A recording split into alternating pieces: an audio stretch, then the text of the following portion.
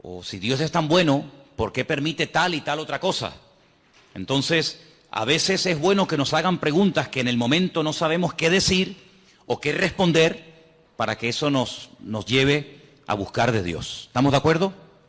¿Me estáis mirando a mí o estáis mirando a los que entraron? Estáis mirando aquí, ¿verdad? Bien, perfecto. Hasta que la iglesia se vio confrontada con alguna herejía peligrosa, no empezó a darse cuenta de las riquezas de la ortodoxia. Es característico del cristianismo que siempre puede producir nuevas riquezas para hacer frente a una nueva situación. Es bueno que en algún momento de tu vida alguien, un amigo, un vecino, un familiar o quien sea, te haga una pregunta que tú digas, mira, sinceramente en este momento no tengo ni idea qué decirte. Y tienes que acostumbrarte a decir, en este momento no sé qué decir. Déjame que estudie, déjame que prepare, déjame que pregunte, etcétera. Pero no pienses que todo lo que te va a preguntar la gente vas a tener la respuesta inmediata. De hecho, ustedes saben que hay unas chicas en la Biblia que eran las famosas, en su día hablé de ellas, ¿no? Las hijas de Zelofajat, que vinieron un día a Moisés y le hicieron una pregunta a Moisés, el gran varón de Dios, y Moisés dijo, tengo que orar, tengo que consultar con el Señor, porque ni Moisés en ese momento sabía qué responderle a estas chicas. ¿Qué te parece? Preguntas que a ningún hombre jamás le había hecho a Moisés. Estas chicas se atrevieron a hacerla a Moisés y lo dejaron con la boca abierta, no sabía ni qué responder. Pero bueno, vamos a seguir adelante. Cuando Pablo le escribió a los colosenses, no estaba pensando en el vacío. Se puso a escribir, como ya hemos visto en la introducción, habla de los capítulos anteriores, para salir al paso de una situación bien definida. Escuchen, había una tendencia de pensamiento en la iglesia primitiva que se llamaba el gnosticismo.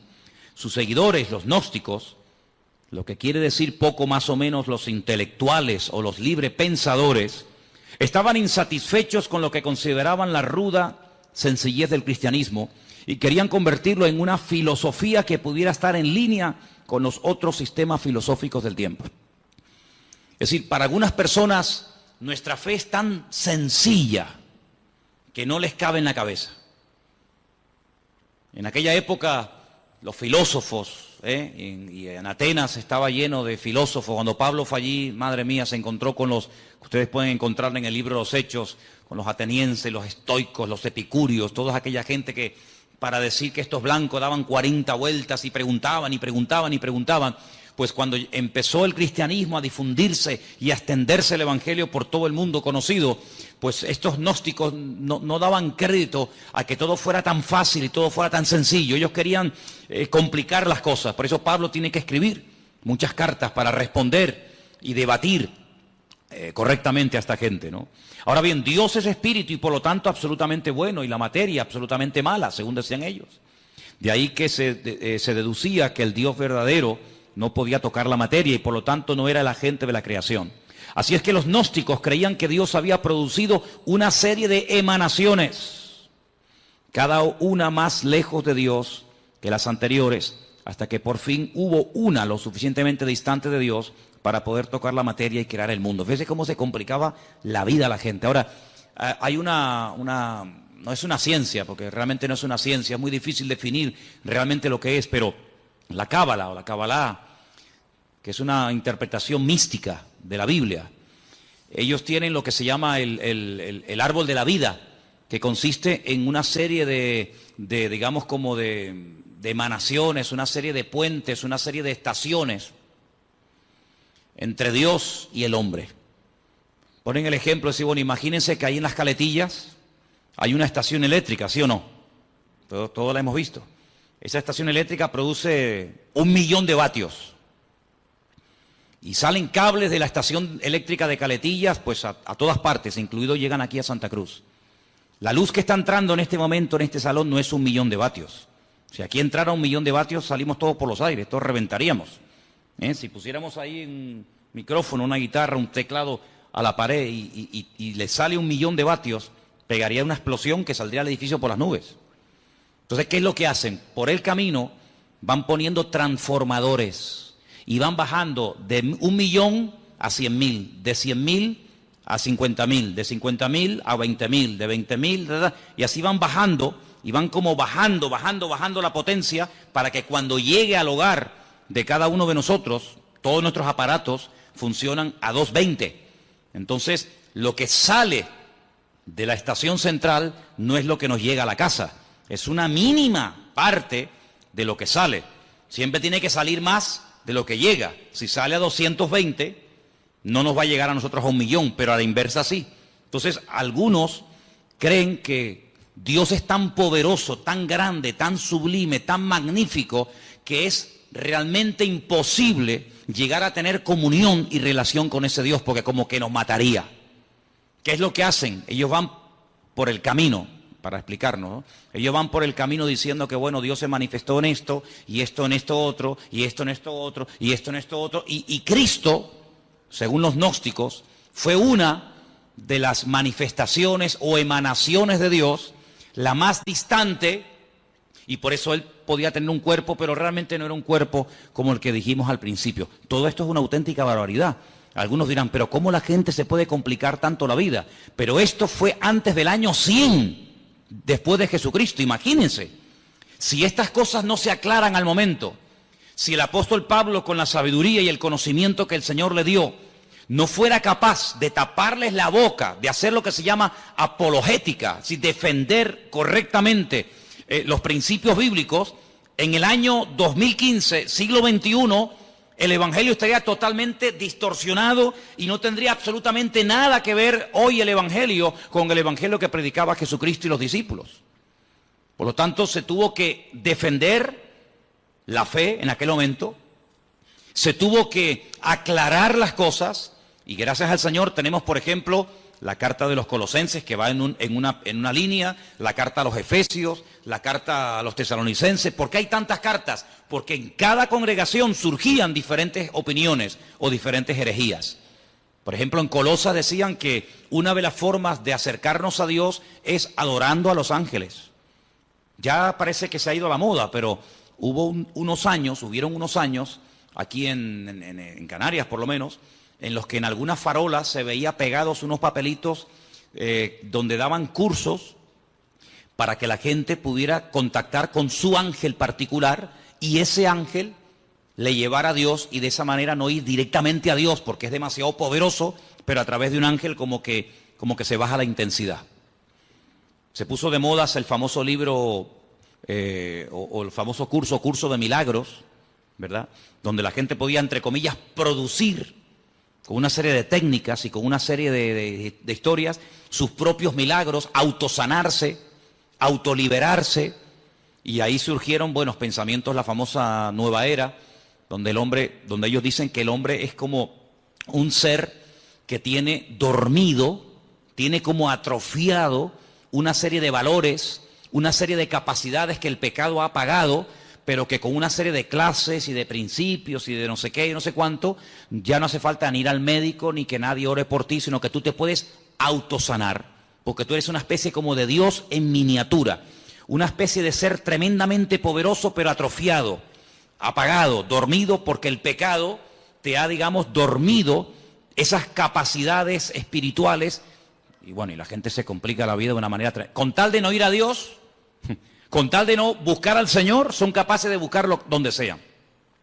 Y por eso el apóstol Pablo fue un hombre muy usado, no solamente para extender el Evangelio que nos ha llegado a nosotros exactamente igual, sino también para decirle a aquella gente las barbaridades que decían y para que hoy en día tengamos respuestas ante estas barbaridades. Entonces vamos a seguir leyendo un poquito y después nos vamos a meter en el pasaje. Los gnósticos llegaban todavía más lejos. Estamos en la primera página de los apuntes que les di. Conforme las emanaciones se fueron distanciando de Dios, se volvieron cada vez más ignorantes de Él.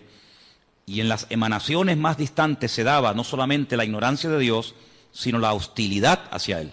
Los gnósticos llegaban a la conclusión de que la emanación que creó el mundo desconocía y era hostil al verdadero Dios. Y algunas veces hasta identificaban esa emanación con el Dios del Antiguo Testamento. Eso tenía ciertas consecuencias. Ahora, si ustedes se dan cuenta, cuando el hombre no tiene una relación directa con Dios, cuando el hombre busca en fuentes equivocadas. Es como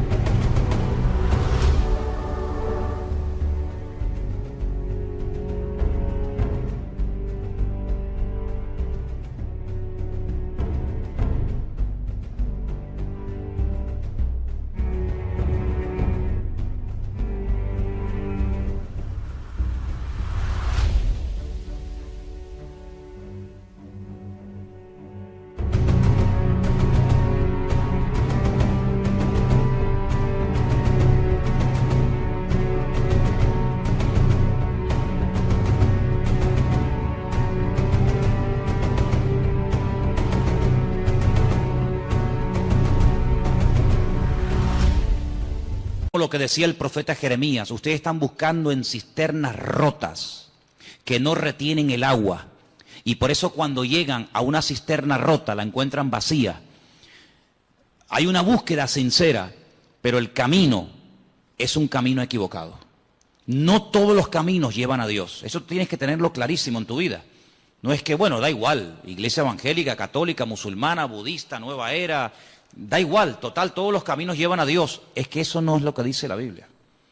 Mira, a lo largo de la historia, siempre el deseo del Creador, el deseo de nuestro Dios fue tener comunión con el hombre. Dios hizo todo lo habido y por haber, todo lo impensable, para que el hombre se acercara a Dios. El hombre como que hacía todo lo contrario para alejarse del Señor. Te voy a poner un ejemplo. Mira, en el Antiguo Testamento hay un varón de Dios, un hombre que se llamó Jacob. Conocemos también su nombre como Israel. La Biblia dice que él una noche se echó a dormir. Estaba durmiendo al aire libre. De repente él tiene un sueño donde ve una escalera. Una escalera que tiene la parte de abajo en la tierra y la otra punta, al otro extremo de la escalera está en el cielo. Él dice que ve ángeles que suben y que bajan. No dice que bajan y suben, sino ángeles que suben y bajan.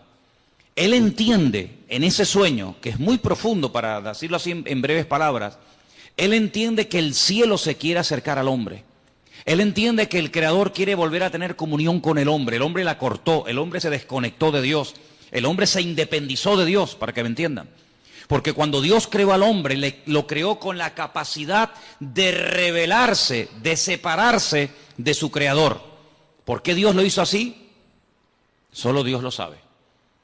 Pero una de las razones elementales y básicas de por qué Dios le permitió al hombre rebelarse contra su Creador es por una sencilla razón. Porque Dios no quiere amor a la fuerza.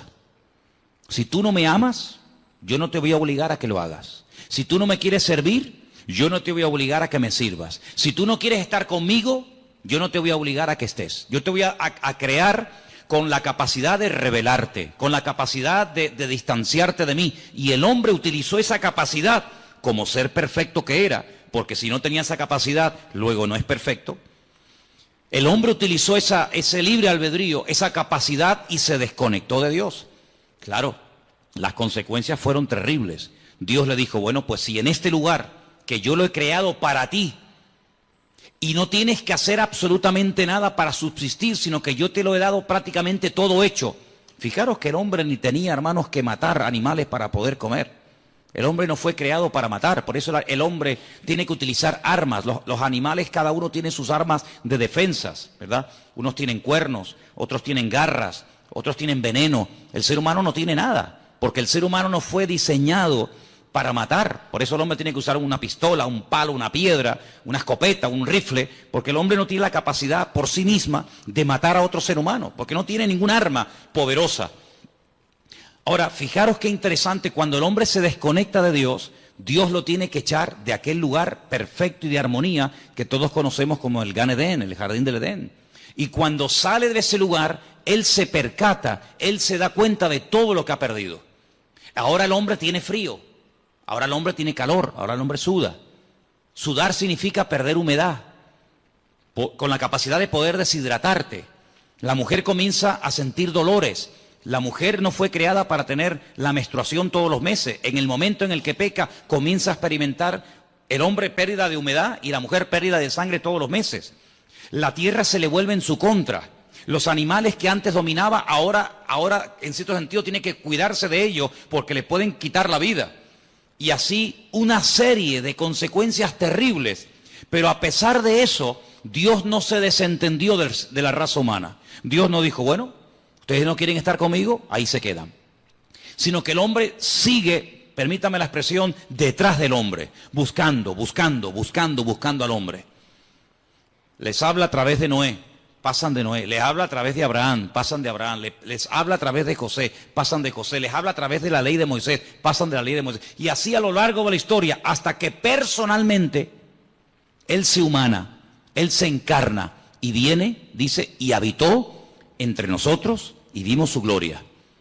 Bueno, ya después de tantas manifestaciones del amor de Dios y de tantas oportunidades, el hombre habrá entendido que no se puede esconder de Dios. ¿Qué es lo que hacen? Matan a su hijo. Creyendo que de esa manera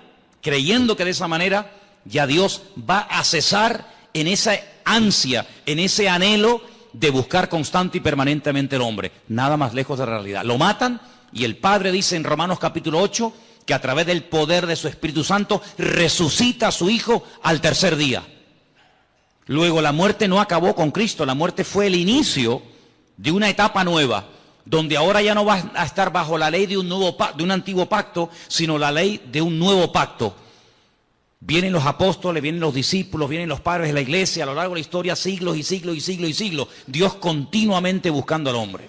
El hombre inventando todo tipo de excusas, todo tipo de herejías, todo tipo de barbaridades, que si él no murió, que si él se desmayó, que si María Magdalena se equivocó de tumba, que si los discípulos robaron el cuerpo, que si se equivocó de no sé qué, que si no tenía cuerpo, que si no tenía espíritu, una detrás de otra. Pero sin embargo Dios, en el anhelo y en el deseo de buscar al hombre, hoy en día sigue tocando y llamando a la puerta de los corazones. ¿Para qué? Para tener comunión, para tener relación contigo y tú con Él. Y de esa manera poder descubrir el propósito de tu existencia. Y no pasar por esta vida sin saber qué hago, a qué me dedico, a dónde voy. Sino que sepas en todo momento por qué el Señor permitió que tú nacieras y que tú existieras y que tú estuvieras en este planeta un periodo muy corto de tiempo, muy corto, porque la vida es algo tremendamente efímero, algo tremendamente corto, que pasa así y cuando te das cuenta, ¡fum!, se te fueron tus 80, tus 90 años. Pero el objetivo no es vivir en esta tierra por la eternidad, sino prepararnos para retornar al Creador y tener este tiempo como una especie de escuela, de preparación para lo que realmente es la vida verdadera, que es la vida eterna en la presencia del Señor. ¿Te das cuenta? Entonces, el diablo ha intentado por todos los medios, habidos y por haber, cegar. Que la ignorancia sea la tónica habitual del ser humano. Que no lea la Biblia, que no se acerque a Dios, que se acerque a otras cosas, que tenga todo tipo de experiencias y de sensaciones, menos la búsqueda sincera y genuina de buscar a Dios. Pero vemos en la palabra de Dios que el hombre sigue y sigue y sigue y sigue rebelándose contra el Creador, pero todos aquellos que le reconocieron, les dio el derecho de tener un título que solamente llegó a tener un pueblo en la tierra, y es la de ser llamados hijos de Dios. ¿Cuántos dicen amén? Así que ya Dios no podía hacer nada más. Ahora, vamos a seguir leyendo un poquito más adelante los apuntes que les he dado, porque hay una expresión que se usa que se ha mal interpretado hasta el punto de decir, y te dicen, no, es que la Biblia lo dice, que Jesucristo, escuchen bien porque esto es muy sutil y ustedes tienen que tenerlo muy claro, que como Dios sabía que el hombre iba a pecar, porque Dios lo sabe todo de antemano antes de que ocurra, ¿sí o no? Dios es omnisciente, todo lo sabe, nada le sorprende. Ya Dios había creado en un principio, antes de la creación del universo, a Jesucristo, y lo tenía como preparado, lo tenía como reservado, para que cuando el hombre pecara, como nada podía redimir al hombre del pecado, sino solamente a través de la sangre incontaminada y limpia y pura del Señor, pues ya Él lo tenía preparado desde antes de la fundación del mundo para que muriera por nosotros. ¿No se pueden ustedes imaginar la cantidad de gente que cree eso? Que Jesucristo es el Salvador, que murió por nosotros, que resucitó en una cruz, que Él ascendió a la diestra de Dios Padre, que volverá, que reinará, todo eso, pero con algo muy sutil, y es que dicen que Jesucristo no es Dios, sino que Jesucristo es un ser creado. Eso significa, como una vez un señor vino aquí y lo tuve que expulsar de la iglesia, porque eso es una auténtica herejía, que si Dios creó a un arcángel que luego se rebeló contra el Señor, y que conocemos hoy en día con el nombre de Satanás, que en un principio no era Satanás, sino Luzbel, ¿verdad? Ese lucero, significa que si Dios lo creó a él y creó también a Jesús, hay un parentesco, porque son hijos del mismo Padre, tanto uno como otro, y ahí no le permití que siguiera adelante, sino dijo, no, lo lamento mucho, si usted cree en eso, si usted cree que estos dos son hermanos, esto se acabó. Hasta ahí no le permitimos, y lo tuvimos que decir que se fuera. Pero él estaba totalmente convencido que así como Adán y Eva tuvieron un hijo bueno y un hijo malo, uno llamado Caín y otro llamado Abel, Dios también tuvo un hijo bueno llamado Jesucristo y tuvo un hijo malo llamado Satanás. Fíjate tú las barbaridades a las que llega la gente, ¿no? ¿Y de dónde sacaba eso? Del versículo 15, donde dice que él fue el primogénito de la creación. Amigo. Pero fijaros qué interesante, porque un poquito más abajo, en el versículo 18, vuelve a aparecer la palabra primogénito. Versículo 18 dice, Él es la cabeza del cuerpo, que es la iglesia. Él es el principio, ¿el qué? ¿Primogénito de qué? De entre los muertos. Mira, mi pregunta es, ¿Jesucristo fue realmente la primera persona en la historia que resucitó? ¿Sí o no? ¿Sí? No sé, ustedes sabrán, yo estoy preguntándole a ustedes. ¿La primera persona que resucitó fue Lázaro? ¿Sí? ¿Eh? No sé, ustedes sabrán. No, porque yo he leído el Antiguo Testamento y he visto que, por ejemplo, Elías resucitó a una persona en el Antiguo Testamento. Entonces hay gente que resucitó antes de Lázaro, y antes de la viuda de Naín, y antes de aquella chica a la cual el Señor le dijo, Talita Cumi, a niña, a ti te digo, levántate y anda.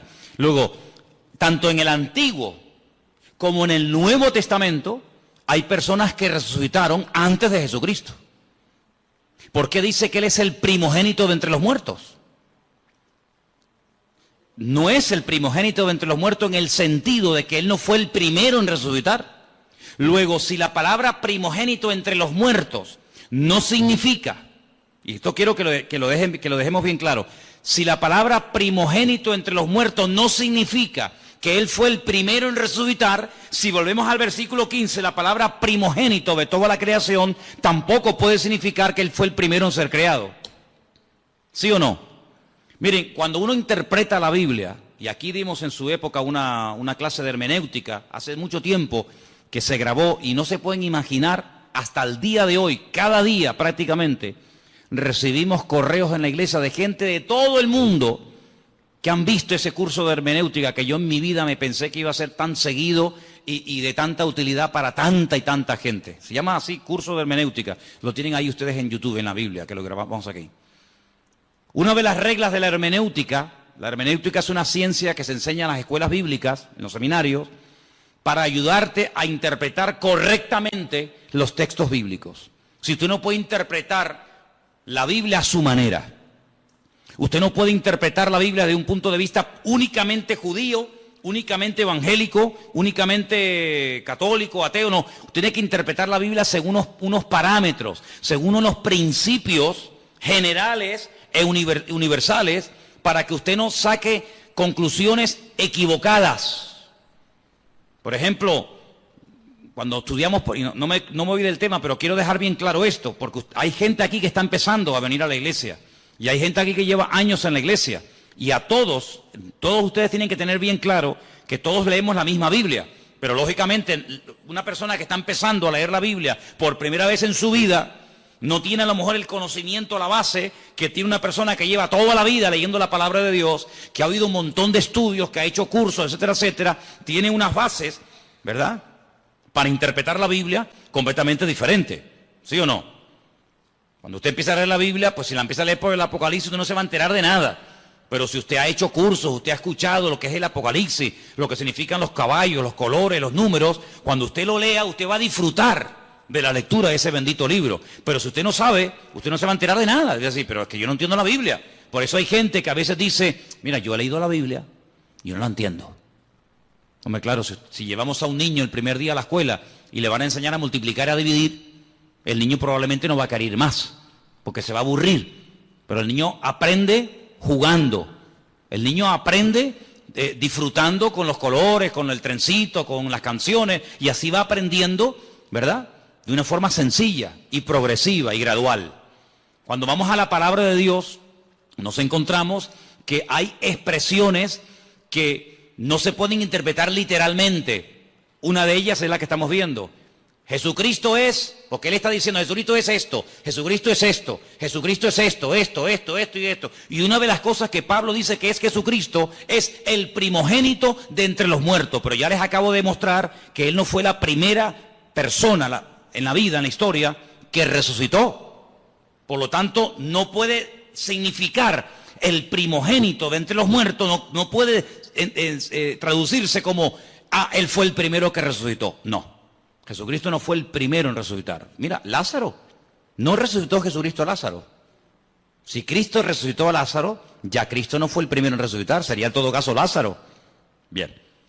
Por la misma regla de tres, si usted empieza a interpretar unos textos y usted se encuentra la misma expresión, pero versículos antes, como por ejemplo en el versículo 15, dice primogénito de la creación. Bueno, pues primogénito de la creación significa que Él fue el primer ser creado. No lo puede traducir así. Vamos a leer según este comentario, según los apuntes que ustedes tienen ahí, qué puede significar esta expresión y después la vamos a clarificar. Estamos casi al final de la página 2, página 766, donde pone lo que Jesucristo es en sí mismo. ¿Lo veis? Aquí abajo. En este pasaje, Pablo dice dos cosas importantes acerca de Jesús. Ambas en respuesta a aquella gente de los gnósticos de aquella época. Los gnósticos habían dicho que Jesús no era más que uno entre muchos intermediarios y que por muy glorioso que fuera, era solo una revelación parcial de Dios. Pablo dice que Jesucristo es la imagen del Dios invisible. Colosenses 1:15. Usa aquí una palabra y una figura que despertaría toda clase de memorias en las mentes de los primeros lectores. La palabra eikon, en griego, e imagen en su traducción correcta. Ahora bien, como señala este autor, una imagen puede ser dos cosas que se confunden entre sí. Puede ser una representación, pero una representación, si es lo bastante perfecta, puede ser también una manifestación. Cuando Pablo usa estas palabras, establece que Jesús es la perfecta manifestación de Dios. Para comprender cómo es Dios, tenemos que mirar a Jesús. Yo le digo a la gente, ¿usted quiere conocer a Dios? ¿Quiere saber cómo piensa, cómo siente, cómo es Dios? Tienes que conocer a Jesús. A Dios llegamos a través de Cristo. Si usted no conoce a Cristo, es imposible que usted conozca a Dios. Porque Dios se manifestó, Dios se reveló a través de Jesucristo. Hebreos capítulo 1 que dice, Dios habló a lo largo de la historia a nuestros padres de muchas formas y de muchas maneras, pero en los postreros días ha hablado a través de Cristo. Si usted conoce a Cristo, usted no va a tener ninguna duda de cómo es Dios. Cuando usted conoce a Cristo, escuche bien lo que le digo, cuando usted conoce el corazón del Señor, cómo es el Señor, usted no va a tener que estar todo el santo día preguntando, esto es bueno, esto es malo, lo puedo hacer, no lo puedo hacer, puedo ir, no puedo ir, lo digo, no lo digo, lo miro, no lo miro. Cuando usted conoce al Señor, usted sabe perfectamente lo que le agrada a Dios y lo que no le agrada. Usted no va a tener que tener un perro policía todos los días a su alrededor para decirle, no, eso no se hace, no, eso no se dice, no, eso no se toca, no vayas para acá, no vayas para allá. Eso al principio está bien, pero llega un momento en el que tú ya conoces tanto al Señor Que tú ya sabes hasta lo que le gusta al Señor. ¿Quiénes son las personas que necesitan todo el día una sombra? ¿Quiénes son las personas que necesitan todo el día una persona que le diga, no, eso está mal? Las personas que no conocen a Dios. Cuando tú conoces al Señor, ya no hace falta que estén todo el santo día detrás tuyo, porque tú ya sabes, porque el Señor que mora en ti da testimonio a tu espíritu de lo que está bien y de lo que está mal. Los que están empezando y los que llevamos ya tiempo en las cosas del Señor, podemos decir por experiencia que hay momentos, desde que hemos comenzado a conocer o a interesarnos en conocer al Señor, hay momentos en los que sin nadie decirnos nada, cosas que habíamos hecho durante toda la vida, ahora resulta que las vas a hacer y tú dices, no sé, me siento raro, ya no me gusta. Cosas que antes te volvían loco, ahora dices, ya no tienen para mí ningún atractivo. ¿No te ha pasado eso? Dime la verdad. Amigo, porque el espíritu que tienes dentro de ti tira hacia las cosas del Señor y hay como como una alarma que te dice, eso no está bien. Nadie lo sabe.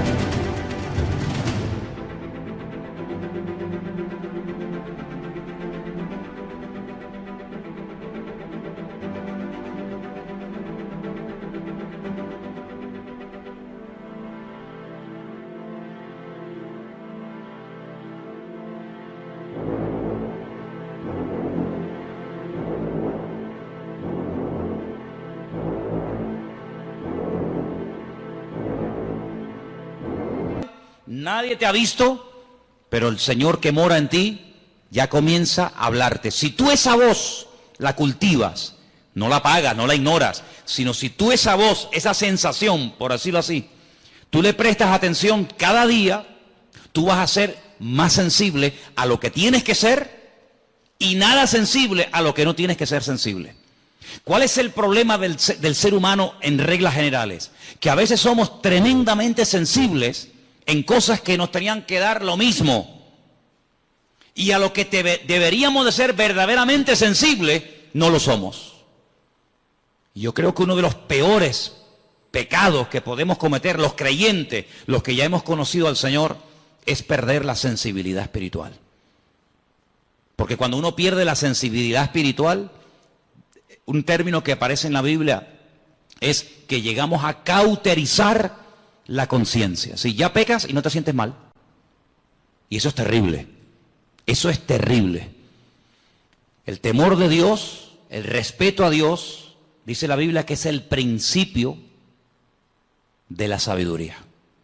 Cuando tú comienzas a darte cuenta de que ese pecado, que para ti no era pecado, para ti era normal, porque lo has hecho toda la vida, pero ahora dice, oye, ¿y yo por qué ahora, cuando voy a fumarme un porro, o cuando voy a ver una película pornográfica, o cuando voy a mentir, o cuando voy a robar, o cuando voy a no sé qué, o no sé cuánto, ¿por qué yo ahora me siento mal y antes no me sentía mal?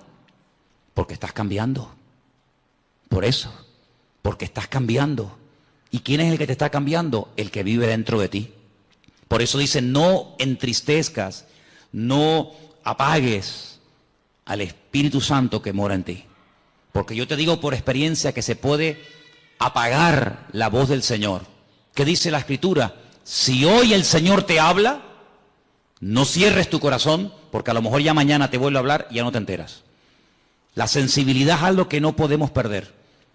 Esa es una de las señales de que una persona se ha apartado del Señor, de que no está bien con Dios, que ha perdido la sensibilidad espiritual. ¿Vale? Sigo leyendo. El Antiguo Testamento, versículo donde pone la A, y la literatura intertestamentaria, si lo que está entre el Antiguo y el Nuevo Testamento, tienen mucho que decir acerca de lo que es la sabiduría. Bueno, vamos a leer un poquito más adelante porque yo lo que quería que ustedes vieran acerca de acerca de lo que significa verdaderamente aquí. Perdón, vamos a la página 767. Vamos a esa página, por favor. Lo que Jesucristo es para la creación. Él es el primogénito de toda creación. Debemos procurar darle el verdadero sentido a esta frase. Como aparece en la Reina Valera, podría querer decir que el Hijo fue la primera persona que fue creada. No, no. Usted sabe lo que a mí me atormentaba cuando yo comencé a venir a la iglesia. La pregunta que a mí me volvía loco. Ya gracias al Señor eso ya ha pasado a la historia, pero yo era una cosa que era algo como una obsesión, era algo que me volvía loco. ¿De dónde salió Dios? ¿Quién lo creó? Yo daba para atrás, marcha atrás, ¿no? Iba para atrás, iba Jacob, Abraham, Noé, Adán, iba para atrás. Decía, ¿de dónde salió Dios? ¿Quién lo creó? Claro, más loco me volvía si yo decía, bueno, lo creó fulano de tal. Otra vez volvemos al lío. Y a fulano de tal, ¿quién lo creó? Era algo increíble. ¿Quién te puede explicar? Yo no soy capaz de hacerlo. ¿Quién te puede explicar que a Dios no lo ha creado nadie? Que Dios siempre ha existido y siempre existirá. ¿Quién te puede explicar eso? Yo no. ¿Sabes cómo se acepta eso? Por fe. Señor, yo no sé todas las respuestas, pero yo solamente sé una cosa, que tú existes y tú eres mi Dios. ¿Quién le puede a usted explicar el concepto que los cristianos llaman Trinidad? Padre, Hijo y Espíritu Santo. ¿Quién le puede a usted explicar eso? Que si el huevo, que si el agua, que si la metes en la nevera se hace un cubito de hielo, que si la pones al fuego se evapora y si la bebes es líquida. Sí, son tres elementos. ¿Quién le puede a usted realmente explicar todo eso? Por eso Dios nos ha dado un regalo maravilloso. Yo sé que hay gente que este regalo no lo tienen. Y por eso yo le agradezco a Dios que a muchos de los que estamos aquí, Dios nos ha dado ese regalo. ¿Saben cuál es? La fe. Hay gente que tiene fe en el curandero. Y creen con todo su corazón que ese sinvergüenza, que te pide dinero, que se inventa respuesta, que se inventa que tu marido tal, que tu hijo no sé qué, que siempre dicen lo mismo. Hay gente que tiene una fe ciega en eso y hasta pagan dinero. Nosotros no tenemos necesidad de ir por esos derroteros ni por esos caminos, porque estamos totalmente convencidos de que Dios es un Dios que existe y es un Dios verdadero. Yo sé que Jesucristo siempre ha existido. Claro, en nuestra mente humana todo tiene un principio, todo, absolutamente todo.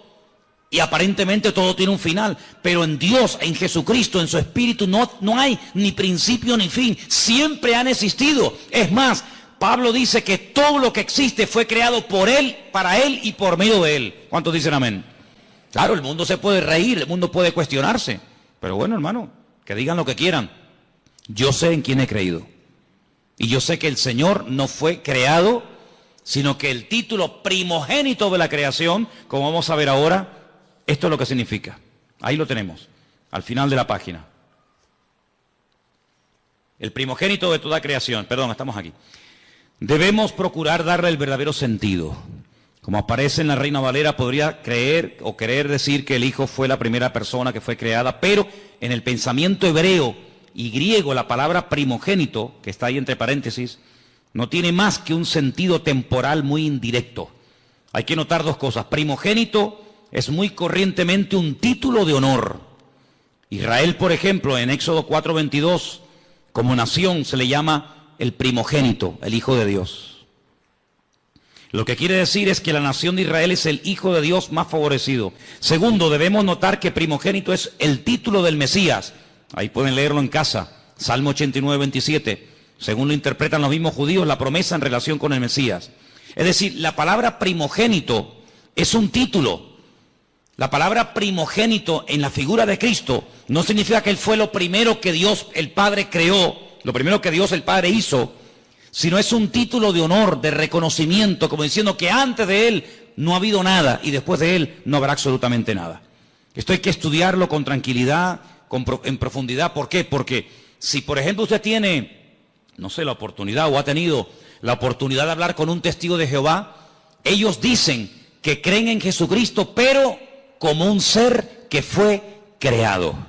No como un ser eterno, no como Dios, no como dice la Escritura, Emmanuel, Dios con nosotros, sino como un ser, ya digo, que fue creado, como fue creado los ángeles, como fue creado el sol, la luna, las estrellas, etcétera, etcétera.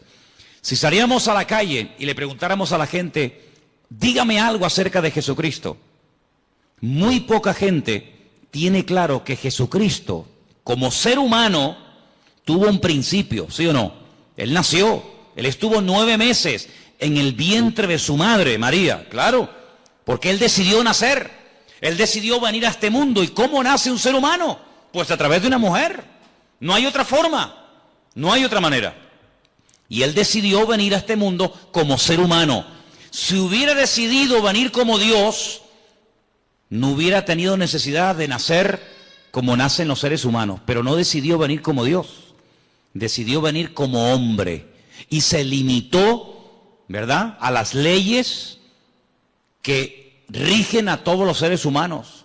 Jesucristo tuvo que aprender a caminar como niño, tuvo que aprender a leer y a escribir, ¿sí? Tuvo que someterse a sus padres, dice la Biblia que él se sometió a sus padres y les obedecía.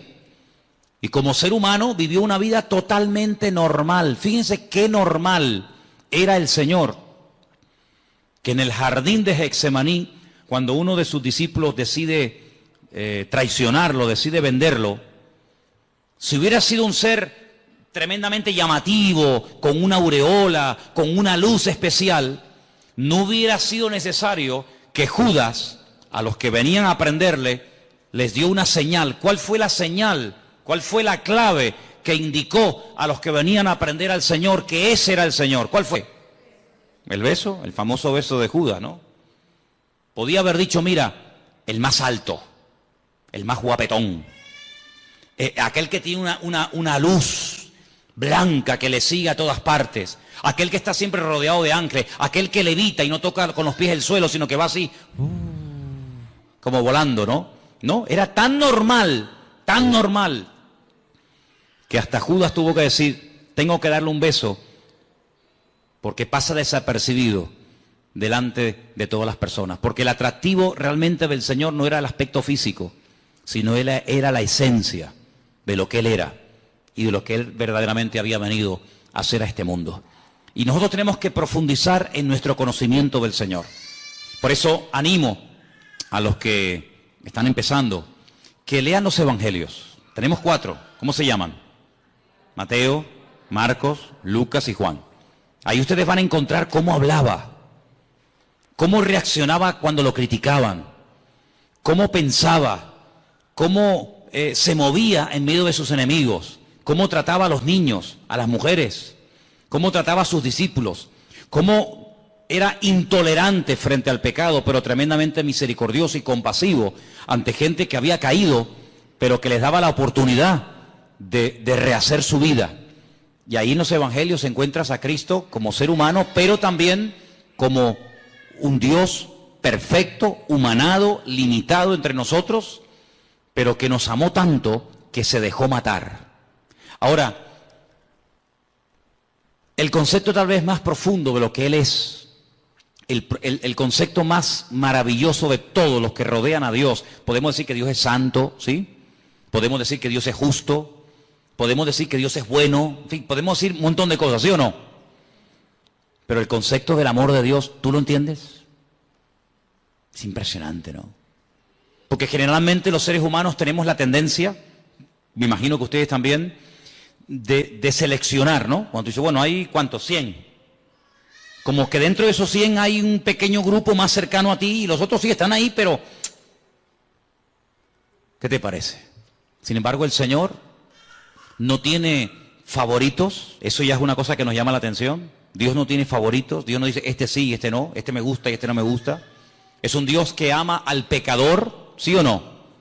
Ama al pecador, pero no ama, aborrece el pecado que cometen los pecadores. ¿Sí? Son dos cosas distintas. Él ama a todo el mundo por igual. Y son cosas que no nos caben en la cabeza. Porque ahora, por ejemplo, se está hablando mucho de este chico que huyó al extranjero, que mató a 2 jóvenes en la península, ¿no? Imagínate que ese chico viene a España, lo condenan y tiene que cumplir 15, 20, 30 años, en fin, lo que le toque. Imagínate que mañana va a esa cárcel un pastor, un hermano, una hermana, le habla del Señor. El chico reconoce la barbaridad que ha hecho, se arrepiente, pide perdón al Señor. Mi pregunta es, ¿Dios perdonaría a esta persona? ¿Sí o no? Delante de los hombres es un asesino. Tiene que estar ahí hasta que se pudra, ¿no? Hasta que cumpla la condena.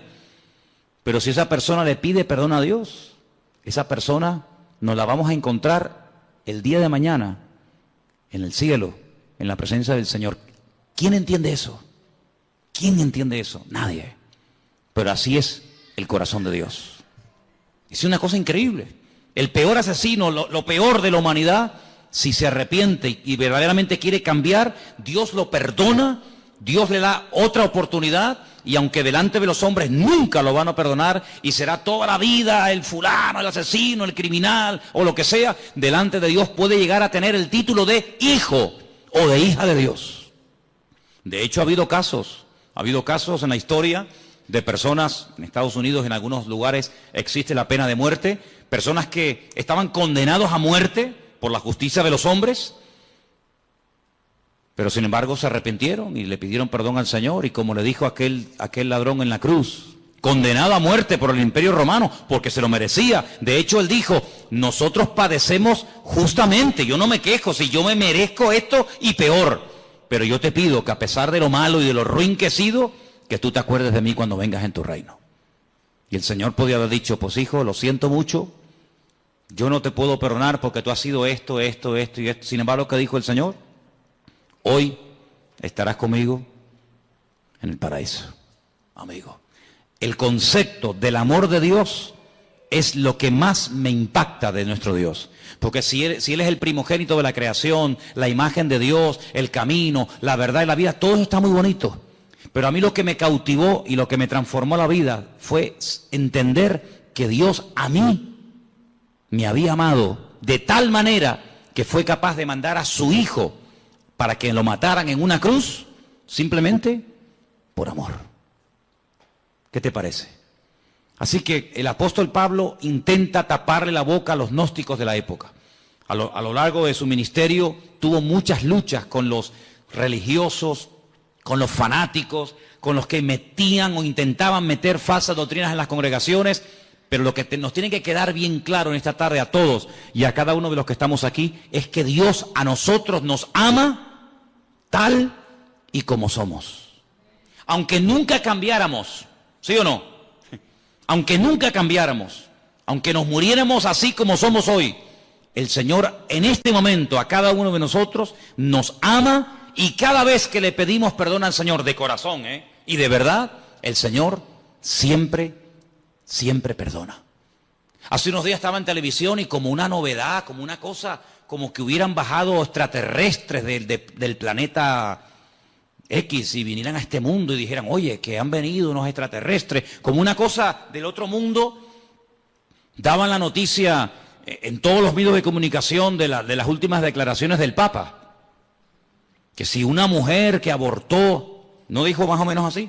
Verdaderamente de todo corazón pide perdón a Dios, que hay que perdonarla, y lo contaron. Y yo digo, pero mira, si eso lo sé yo hace 30 y pico de años cuando me convertí a Cristo.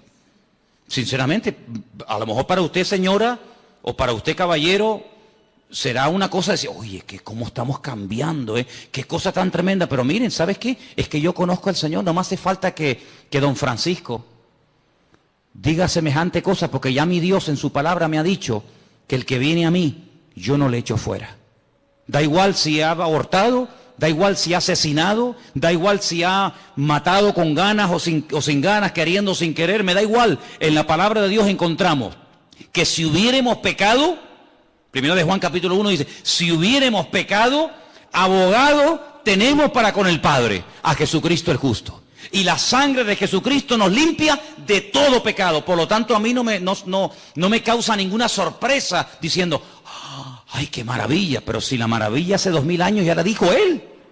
Ya hace 2000 años el Señor Jesucristo murió en la cruz para demostrarle a toda la raza humana que no importa lo lejos que nos hayamos separado de los caminos del Señor, no importa, mira, lo bajo que hayamos caído, las barbaridades que hayamos hecho, si le pedimos perdón al Señor, Dios siempre, siempre perdona y otra cosa más, y olvida. ¿Cuántos dicen amén? El Señor a nosotros no nos dio la capacidad de olvidar las cosas malas que nos hacen. Una cosa es que no nos domine. Una cosa es que no me quite el sueño, una cosa es que no esté ahí continuamente amargándome la existencia y otra cosa es que yo olvide. Si usted me pega ahora a mí una patada y usted me pide perdón y yo te perdono, oye, yo te perdono, pero yo no puedo olvidar que tú me pegaste una patada y además si se me quedó un moretón y si me tuvieron que escayolar, pues menos todavía. Pero hay una característica tremenda, que un Dios todopoderoso diga y declare categóricamente, y Él no miente, que cuando Él perdona, Él olvida al mismo tiempo. Como diciendo, yo nunca te voy a echar en cara, nunca te voy a reprochar lo que me hiciste o me dejaste de hacer, lo que dijiste o dejaste de decir. Solamente hay un ser en todo el universo que es capaz de amarnos y de soportarnos como Él, y Él se llama Jesucristo, Rey de Reyes y Señor de los Señores. Así que conociendo al Señor, te vas a terminar enamorando de Dios. Y quiero terminar diciendo algo. Léanse todos estos apuntes porque son muchos y hay que leerlos con detenimiento y estudiarlos, pero déjeme que le diga solamente una cosa, y lo he dicho en varias ocasiones, que el Señor, que nosotros nos hayamos enamorado del Señor, ¿no es lógico? ¿Sí o no? Imagínate que llega una persona esta noche a tu casa, tú no lo conoces de nada, y te dice, ¿me podrías poner en un papel todo lo que tú debes? Sí, póngame todo lo que usted debe. Pues mira, debo el coche, debo 5 letras del coche, ¿no? Alguno, ¿no? Debo la hipoteca de la casa, me quedan no sé cuántos años por pagar la hipoteca. ¿Qué más? Pues hombre, no sé, debo... Bueno, muy bien, pónmelo todo en una lista. ¿Cuánto suma esto? Lo que sea, toma, ahí tiene usted el dinero. Y así, en cuestión de segundos, ya no debes nada al banco ni a nadie. ¿Te gustaría? ¿Sí o no? Algunos son muy espirituales y dicen, no, hermano, yo oro al Señor. Vale, muy bien. Entonces usted no es espiritual, usted es bobo. ¿Estás enfermo? ¿Te duele algo? Y llega esta persona y te dice, ¿dónde te duele? Pues mira, tengo un dolor aquí. Te pone la mano encima, ora por ti y nunca más te vuelve a doler eso. Oye, ¿tú no le tomarías aprecio a esa persona? Lógico. Cuando tienes un problema no lo buscarías a él o a ella porque te ha ayudado tanto que, oye, mira, ¿me podrías venir un momentito que te quiero hablar contigo? Me pasa esto, me pasa lo otro. ¿Quién no se puede encariñar? ¿Quién no puede apreciar, respetar? No digo enamorarse, pero respetar a una persona así, cualquiera. Bueno, pues en cierto sentido, eso es lo que el Señor hace continuamente con nosotros. Nos sana, nos fortalece, nos levanta cuando caemos, nos anima. A veces permite, fíjate lo bueno que es y lo sabio que es, que cuando ve que nos estamos un poquito medio apagando, quedando atontados, permite ahí una pequeña prueba, una pequeña cosita, ¿no? Y, ay, tal, ay, Señor, ayúdame. Y el Señor dice, sí, dime, aquí estoy contigo. Fíjate lo bueno que es, que podría decir, bueno, ya no quieres orar, pues nada, no ores. Pero Él dice, le voy a poner una piedrita en el zapato, para que le haga una llaguita. Ay, Señor, mira que me salió una llaguita, sí, dime qué quieres que haga. Señor, que me sana, ahí está, pum, la sanidad. ¿Quién no se enamora de un Dios así? ¿Sí o no? A todos nos ha pasado. Pero lo que yo quiero preguntarles ahora, ¿qué vio Él en nosotros para enamorarse de nosotros? Porque ¿cómo no me voy a enamorar de un Dios que tiene estas y más características, cualquiera? Pero ¿qué vio el Señor en ti y en mí? Cuando a veces una persona que te ama te dice, qué ruinito que eres, ¿No te han dicho nunca eso? Qué malo que eres. Cuando quieres ser malo, eres malo, Cuando quieres ser buena, mira que eres agradable, Pero el Señor, a pesar de nuestras debilidades y defectos, Él nos ama. Hermanos, amemos también nosotros al Señor. y sirvámosles con alegría, sirvámosles de todo corazón, porque es un privilegio el ser llamados hijos de Dios. Y quiero terminar pidiéndoles que hagan una reflexión. Imagínense que en esta noche supiéramos, es una hipótesis, no es real, pero imagínense que supiéramos que en este momento en la Plaza de España, allá abajo en pleno corazón de Santa Cruz, hay 8 o 10 mil personas sin hogar, sin agua potable, sin comida, sin nada. Y que hay cientos y cientos de niños, pues como los niños que tenemos aquí en la iglesia, que a veces entran, salen, el otro que canta, el otro que toca los palitos, ¿eh? Bueno, pues eso es lo que está pasando en este momento en Europa, donde hay miles y miles, millones de personas huyendo de países que están totalmente destrozados. Y yo me preguntaba hoy, digo, Señor, si nosotros al salir del culto en esta noche, sabiendo esa situación, no se nos ablanda el corazón, entonces que nosotros nos hemos convertido, sin darnos cuenta, en creyentes tremendamente teóricos. Me contaba Priscila ayer que miles de familias en una pequeña isla llamada Islandia se han ofrecido a las autoridades del país, al gobierno de dicho país, para dar acogida en su casa a personas que no tienen nada, que han huido con lo opuesto y que no tienen nada. Yo me preguntaba, ¿será que lo que llamamos el estado del bienestar, no lo llaman así a cómo se vive en Europa, el estado del bienestar? ¿No será que el hecho de que nadie nos haya perseguido nunca, porque a nosotros no nos ha perseguido nunca nadie? A ningún hermano nuestro lo han torturado en una cárcel, lo han crucificado, lo han decapitado. A nadie. Lo más que nos han dicho es un insulto, lo que sea, ¿eh? ¿No será que todo eso, sin darnos cuenta, se nos ha vuelto en nuestra contra? Y nos hemos hecho tremendamente cómodos e insensibles ante el dolor ajeno. Pues están en Hungría, hermano, están allí en Hungría, están en Grecia, están tan lejos. Pero yo pregunto, ¿seríamos capaces, y me pregunto yo también estoy metido en el ajo, ¿seríamos capaces nosotros de decir, pero por qué tienen que estar ahí un montón de familias pasando frío y hambre, cuando nosotros somos la sal de la tierra y la luz del mundo? ¿La luz para qué es? Dice el Señor, no es para ponerla debajo de la mesa, es para ponerla encima y que todos sean alumbrados con la luz del Evangelio, con la luz de los cristianos. ¿Seríamos capaces nosotros de decir, vénganse a vivir a nuestra casa? Tengo 3 habitaciones, nada más duermo en una, ¿para qué quiero 2 habitaciones vacías? ¿Seríamos capaces de traer una familia a nuestra casa? Si no somos capaces de reaccionar ante momentos de urgencia, nuestro cristianismo es simplemente una teoría. Es simplemente una teoría. Yo sé que no es nuestra realidad social. No tenemos ahí a miles y a miles de personas acampadas, pasando frío, pasando hambre, sin saber a dónde van. Pero ¿y si fuera? ¿Y si esa fuera nuestra realidad?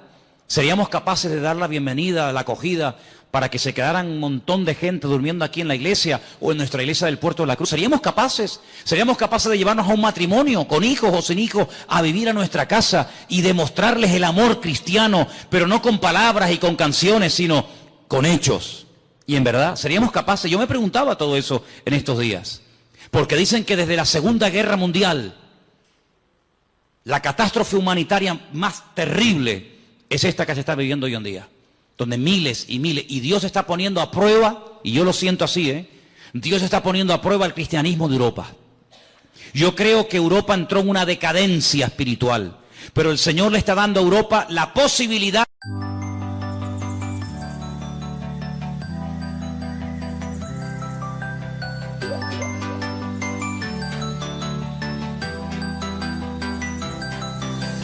Em coi anh là nô dịch và em coi anh là lượt game.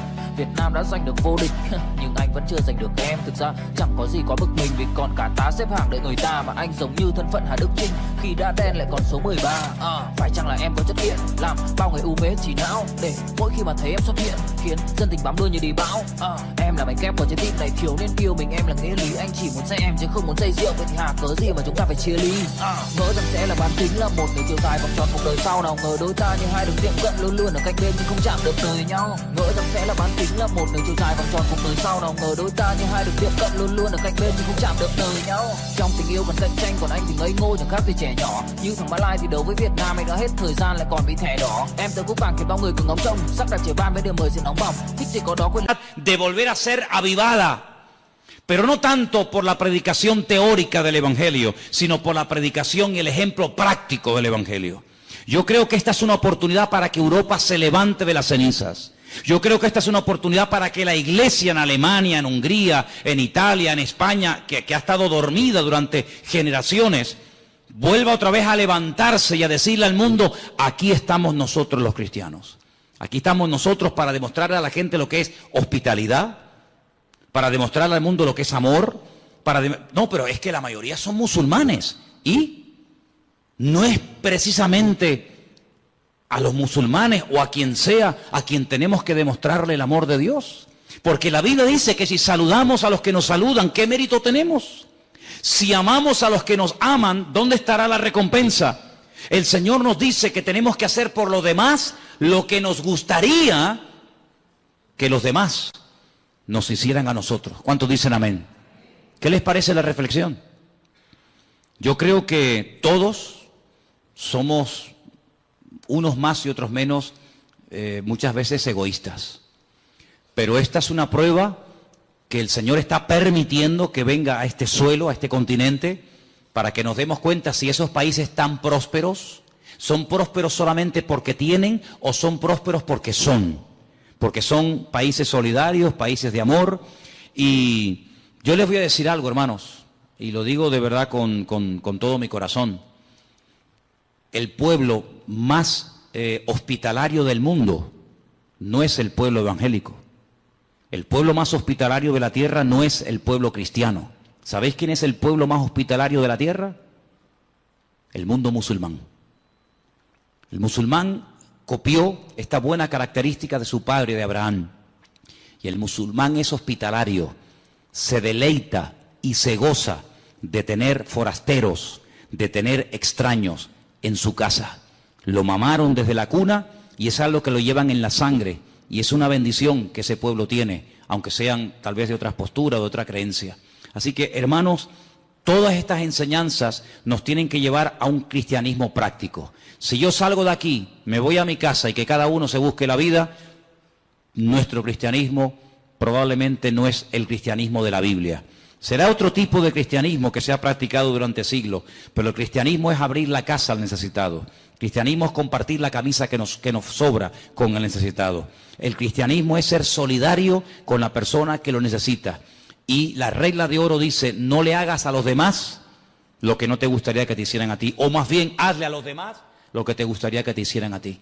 Yo creo que la prueba también nos llegará a nosotros, ¿sabes? Creo que en algún momento nos tocará a nosotros pasar por el tamiz, pasar por la balanza de Dios, y ahí se demostrará, en estos últimos tiempos se demostrará quién es y quién no es. ¿Quién verdaderamente era creyente para salir de sus problemas, para que consiguiera trabajo, para que todo le fuera bien? ¿O quién ha entendido verdaderamente el Evangelio y ese principio, y termino, que más bienaventurado es dar que recibir? ¿Cuántos dicen amén? Cierra tus ojos ahí donde estás. Y todas estas preguntas, hermanos, nos las tenemos que hacer. Todas estas preguntas. El tiempo en el que estamos viviendo no es un tiempo fácil. Es un tiempo de prueba, es un tiempo donde Dios está viendo cómo va a reaccionar su pueblo. Y es la iglesia, no las naciones, no los gobiernos, la iglesia, la que tiene que tomar autoridad. Y la que tiene que levantarse ahora en pie de guerra y decirle al mundo: aquí estamos los cristianos, con los brazos abiertos, dispuestos a bendecir al mundo, dispuestos a ayudar al que verdaderamente está buscando ayuda desesperadamente. Y hay miles, millones y millones de personas totalmente desesperadas que huyen con lo opuesto. Y qué bueno sería que se encontraran con miles de creyentes que les demostraran que el amor de Dios no es teoría, es práctica. Aleluya. Señor, te damos gracias en esta tarde por todo lo que tú eres, por todo lo que tú representas para cada uno de nosotros. Te pedimos, Señor, que tú nos ayudes a manifestar tu amor de una forma práctica, de una forma visible y real. Señor, hemos creído y creído en cosas durante años, pero ha llegado la hora y el momento de demostrar verdaderamente nuestro interés, nuestro amor, nuestro apoyo al mundo necesitado y a tu obra. Te pido en el nombre de Jesús que tú nos ayudes a entender el mensaje que tú estás lanzando a la humanidad, que tu iglesia no esté dormida ni apagada, que la luz brille ahora, más que nunca, porque es ahora el momento de brillar, es ahora el momento de decirle al mundo, aquí está la iglesia, que ha estado dormida durante años, pero se levanta en pie de guerra en el nombre del Señor, y le dice al mundo, mirad a nuestro Dios, mirad a nuestro Dios, cuánto nos ama, que nos da el privilegio de poder servir al mundo, porque tú viniste a servir y no a ser servido. Ayúdanos, Señor, a conocerte, a descubrirte cada día. Y gracias por todo lo que tú eres. No tenemos palabras para describir todo lo que tú eres, todo lo que tú representas. Tu esencia es imposible con palabras humanas poder describirla. No hay concepto.